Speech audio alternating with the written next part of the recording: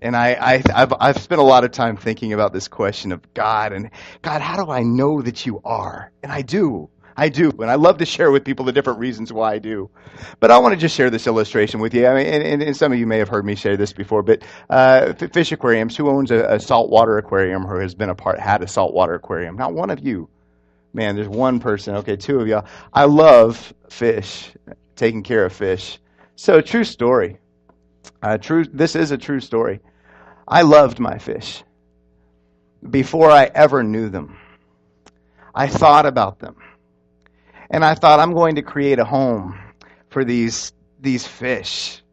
And I went out and I bought an aquarium. And I set this aquarium up, pretty large aquarium. And I filled it with gravel, and I filled it with water. And taking care of the water in a saltwater aquarium, you have to become a scientist. You have to study all kinds of chemicals and how water works and how complicated water is. And you're constantly working through the chemistry of how to take care of this water so it's the exact temperature and the exact salinity and everything is right. And you've got the KH and the pH and all of these other, and you've got to get exactly where it needs to be.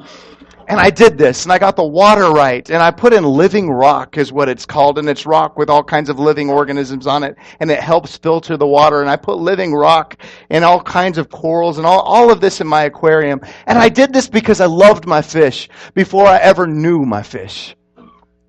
And I thought about, even when I arranged the rock, true story, I really thought about where their homes would be.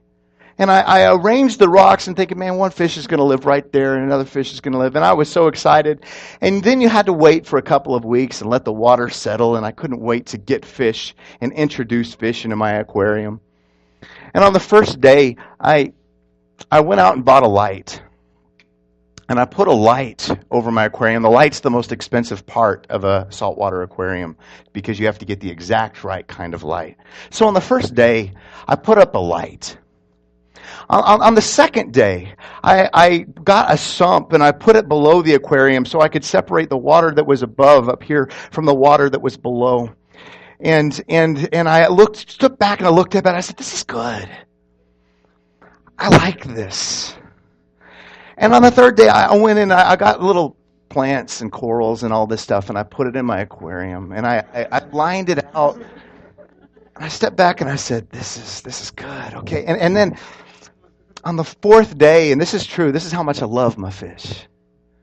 On the fourth day, I went and I got little moonlight themes. So at night, it would look like the moon was shining in the water.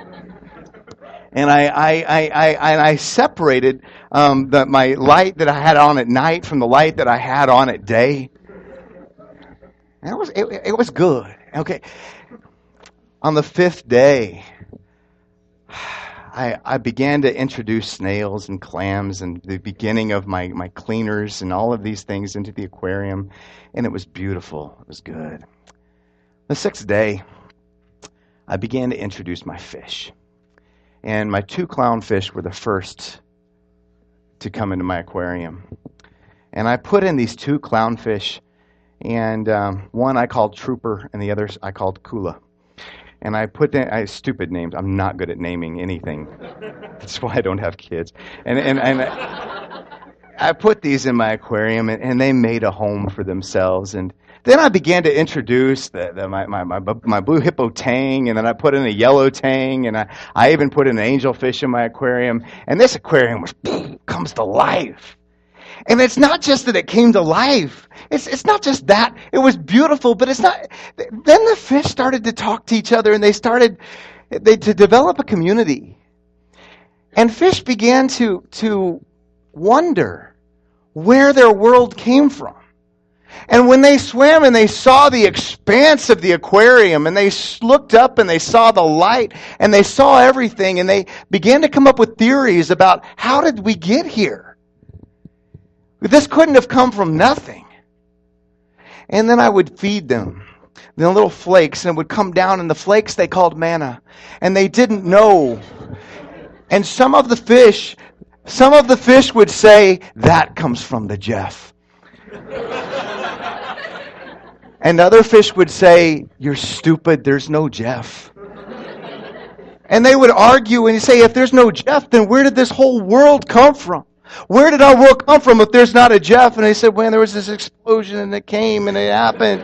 And it is where the explosion came from. Well, it came from the, I don't know, the original grain of fish dust. I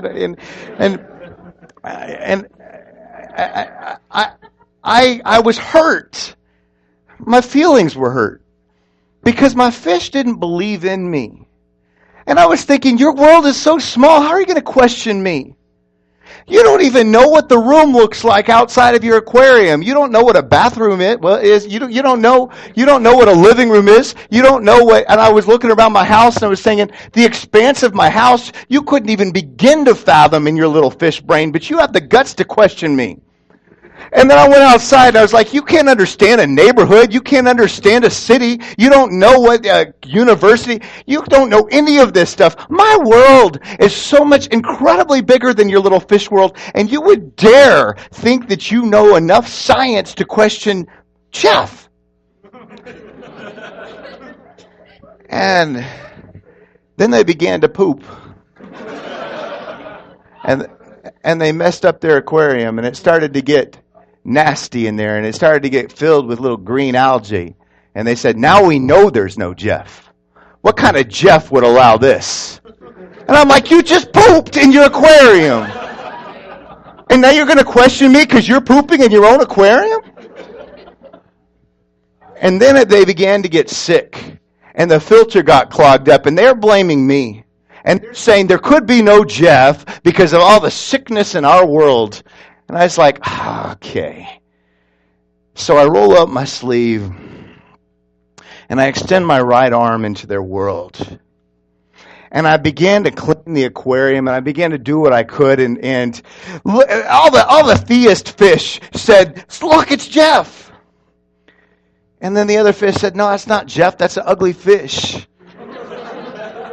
And he said, no. That's Jeff. He's reaching into our world. And I'm like, yes, it is Jeff. And he said, how can Jeff be in the aquarium and outside of the aquarium at the same time? How is that possible? And I'm like, you are a fish and you are stupid. Stop talking.